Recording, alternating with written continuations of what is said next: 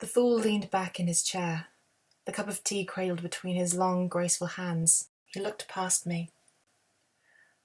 Well, it seems as if that's a matter to take up with the prince. It is.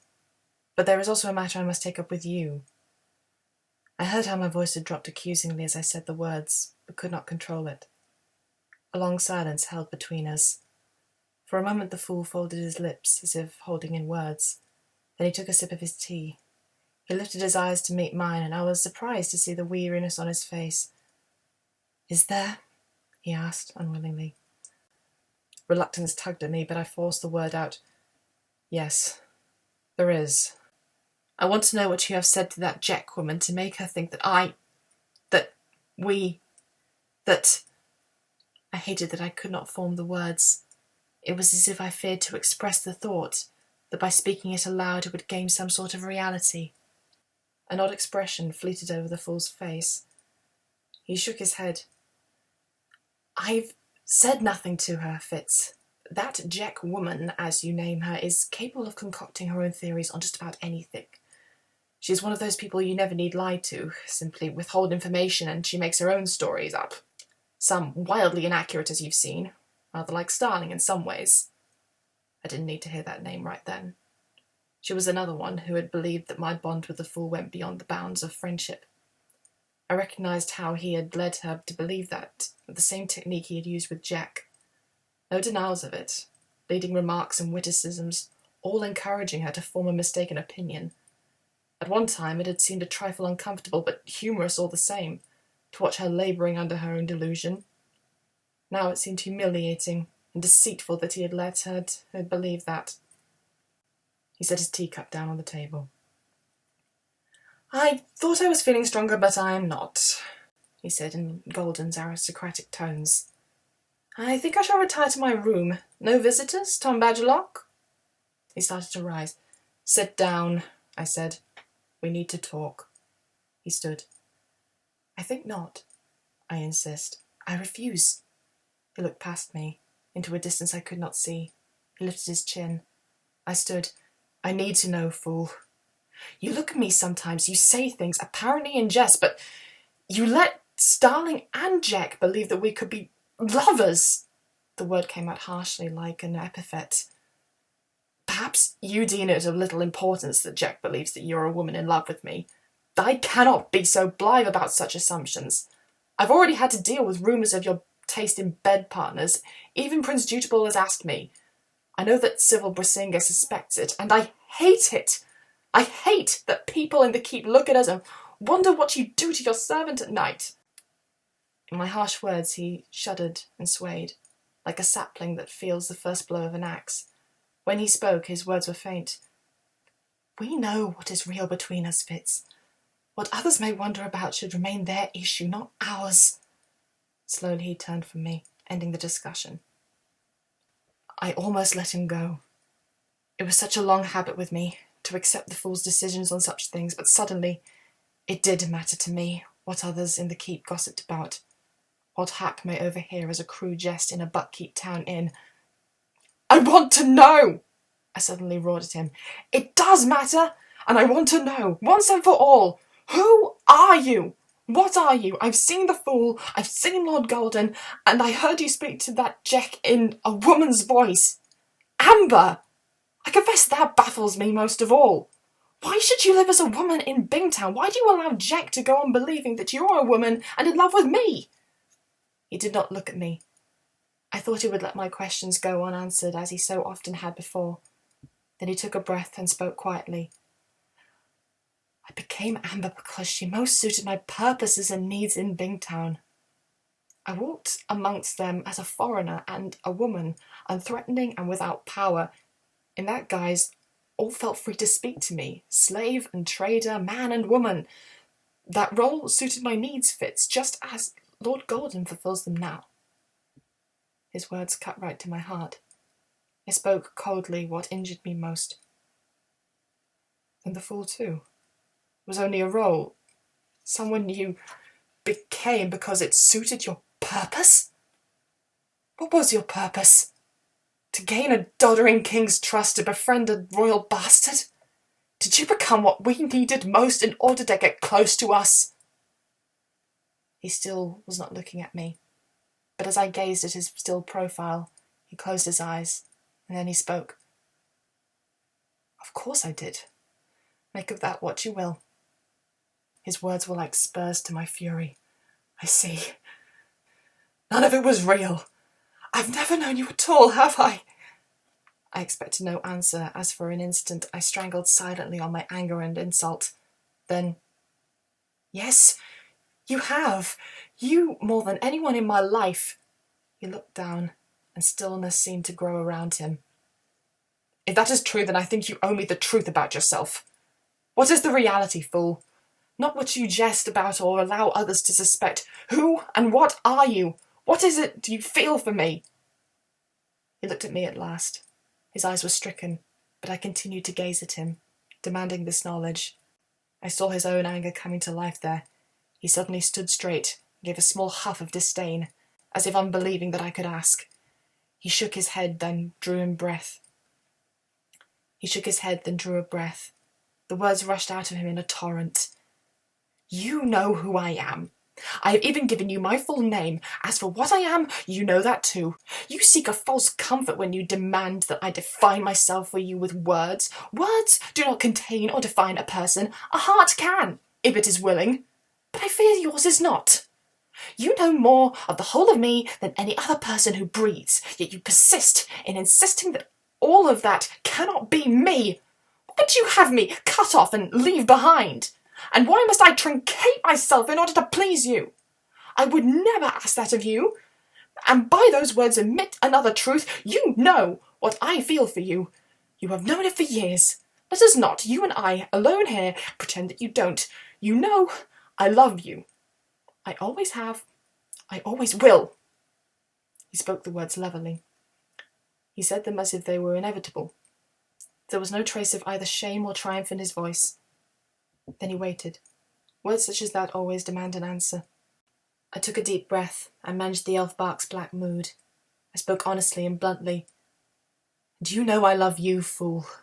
As a man loves his dearest friend, I feel no shame in that. But to let Jack or Starling or anyone think that we take it beyond friendship's bound, that you would want to lie with me... I paused. I waited for his agreement. It did not come. Instead, he met my eyes with his open amber gaze. There was no denial in them. I love you, he said quietly. I set no boundaries on my love. None at all. Do you understand me? Only too well, I fear, I replied, and my voice shook. I took a deep breath and my words grated out. I would never! Do you understand me? I could never desire you as a bed partner, never! He glanced aside from me. A faint rose came to his cheeks, not of shame, but of some other deep passion. He spoke quietly in a controlled voice. And that, too, is a thing that we have both known for years. A thing that never needed speaking. Those words that I must now carry with me for the rest of my life. He turned to look at me, but his eyes seemed blinded. We could have gone all our lives and never had this conversation. Now you have doomed us both to recall it forever. He turned and began to walk slowly towards his bedchamber. His pace was measured, as if he was truly ill. Then he stopped and looked back at me. Anger gleamed in his eyes, and it shocked me that he could look at me so. Did you ever truly believe I might seek from you something that you did not share my desire for? Well do I know how distasteful you would find that. Well do I know that seeking that from you would irreparably damage all else that we have shared. So I have always avoided this very discussion that you have forced upon our friendship. It was ill done, Fitz. Ill done and unnecessary. He went another halting step or two, like a man who walks dazed after a blow. Then again he halted. Hesitatingly, from the pocket of his dressing gown, he took the black and white posy. This isn't from you, is it? He asked. His voice was suddenly husky. He did not look at me. Of course not. Then whom? His voice trembled. I shrugged, irritated by the strange question in the midst of a serious discussion. The garden woman. She puts one on your tray every morning. He drew a deeper breath and closed his eyes for a moment. Of course. They were never from you. Not any of them. A long pause. He closed his eyes, and from the set of his face I suddenly thought he might faint. Then he spoke softly. Of course, there would be one who saw past my semblances, and if there were one, it would be she. He opened his eyes again. The garden woman. She's about your age, freckled on her face and arms, hair the colour of clean straw. I called the woman's image back into my mind. Freckles? Yes, her hair is light brown, not gold. He clenched his eyes shut. Then it must have darkened as she grew older. Goretha was a garden girl here, when you were just a boy. I nodded. I recall her, though I had forgotten her name. You're right. So? He gave a short laugh, almost bitterly. So love and hope blind us all. I thought the flowers were from you, Fitz. A fatuous notion.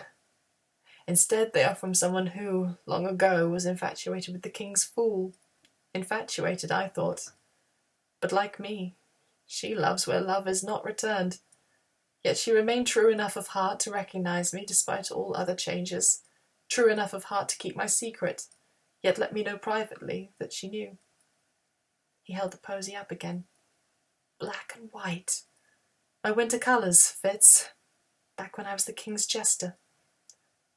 Goretha knows who I am, and she still harbours some fondness for me. You thought I was sending you flowers? I was incredulous at his fancy. He looked aside from me suddenly, and I perceived that my words and tone had shamed him. Head bowed, he walked slowly towards his bedchamber. He made no reply to my words, and I felt a sudden rush of sympathy for him. As my friend, I loved him. I could not change my feelings about his unnatural desires, but I had no wish to see him shamed or hurt. So of course I made it worse, as I blundered in with, Fool, why don't you not let your desires go where they would be welcome? Goretha is a fairly attractive woman. Perhaps if you gladly received her attention... He rounded on me suddenly. The true anger that flared up in his eyes lit them to a deep gold. His face flushed darker with the emotion as he demanded caustically, Then what? Then I could be like you? Sate myself with whoever was available merely because it was offered to me? That I would find distasteful. I would never use Goretha or any person like that, unlike some we both know. He waited those last two words for me. He took 2 more steps towards his room, then rounded on me again. A terrible, bitter smile was on his face. Wait, I see. You imagine that I have never known intimacy of that sort? That I have been saving myself for you? He gave a contemptuous snort. Don't flatter yourself, Fitzchivalry. I doubt you would have been worth the wait. I felt as if he had struck me. Yet he was the one who suddenly rolled up his eyes and collapsed limply on the floor. For a moment, I stood frozen with both fury and terror, as only friends can do. We had found each other's most tender spots to wound. The worst part of me bade him let lie where he had fallen. I owed him nothing. But in less than a moment, I was down on one knee by his side. His eyes were nearly closed, showing only a slit of white. His breath puffed in and out as if he had just run a race. Fool! I said, and my pride forced annoyance into my voice. Now what is wrong with you? Hesitantly, I touched his face. His skin was warm, so he had not been feigning illness these past few days. I knew that ordinarily the fool's body was cool, much cooler than an ordinary man's, so this mild warmth on him now was as a raging fever would be to me. I hoped it was no more than one of those strange times that came on him occasionally, when he was febrile and weakened. My experience of them was that in a day or two he recovered, with much peeling of the skin to reveal a darker complexion beneath. Perhaps this fainting was only that weakness, yet even as I stopped to slide my arms under him and lift him, my heart pinched with fear that perhaps he was seriously ill. Truly, I had picked the worst possible time for my little confrontation with him. With him feverish and me dosed with elf bark, no wonder all of our words had gone awry. I lifted him and carried him to his room, kicked the door open. The room smelled heavy and oppressive. The bedding was rocked about as if he had tossed relentlessly all night. What sort of senseless clod was I, not even to have wondered if he could have been truly ill? I set his limp body down on the bed. I shook a pillow fat again and awkwardly slid it under his head, then tried to tug the bedding straight around him. What was I going to do? I knew better than to run to the healer. The fool had never allowed any healer to touch him in all his years at Buckkeep. Occasionally he had gone to Burrich for some remedy or other when Burrich was the stable master, but that help was far beyond my reach now. I patted his cheek lightly, but he showed no sign of waking. I went to the windows. I pushed the heavy curtains aside, and then unfastened the shutters, and pushed them open to the cold winter day. Clean, chill air flowed into the room. I found one of Lord Golden's kerchiefs and gathered snow from the window-sill into it. I folded it into a compress and carried it back to the bed. I sat on the bed beside him and pressed the kerchief gently on the fool's forehead. He stirred slightly, and when I pressed it to the side of his neck, he suddenly revived with a frightening alacrity. "Don't touch me!" he snarled, thrusting my hands aside. His rejection of my concern ignited my anxiety into anger. "As you wish." I jerked away from him and slapped the compress down onto the bedside table. "Please, leave," he replied in a voice that rendered the courtesy an empty word. And I did.